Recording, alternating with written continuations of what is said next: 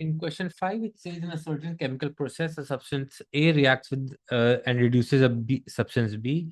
The masses of A and B at time t at the start of the process are x and y. It is given that dy by dt and x is equals to 10 upon 1 plus t squared. At the beginning of the process, y is equals to 100.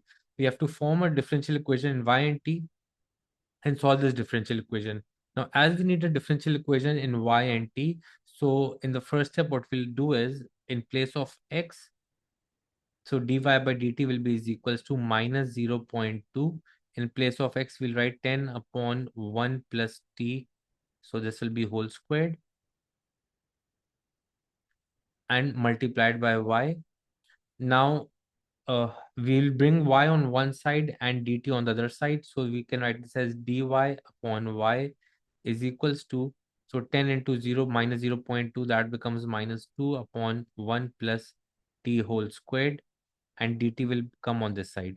Now integrating both the sides, so dy upon y, the integral of 1 upon y, that becomes ln of y, and to integrate minus 2 upon 1 plus t squared, we can write it as minus 2 into 1 plus t to the power of minus 2. Increasing the power by 1, we'll get minus 2 into 1 plus t power minus 1 divided by the new power, which is minus 1. So minus minus cancels and we'll get minus 2 upon 1 plus t. So we'll get ln y is equals to minus minus cancels. So this will be 2 upon 1 plus t plus c. Now to find the value of c, we know that it says at the beginning, which means t is equals to 0, y is equals to 100. So we write it as ln of 100 is equals to 2 upon 1 plus 0 plus c, or c will be is equals to ln of 100 minus 2.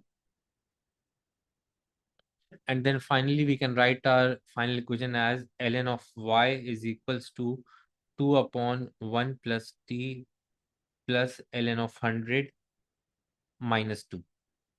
And we can give this in many different forms. One of the other forms could be, we can make y our subject.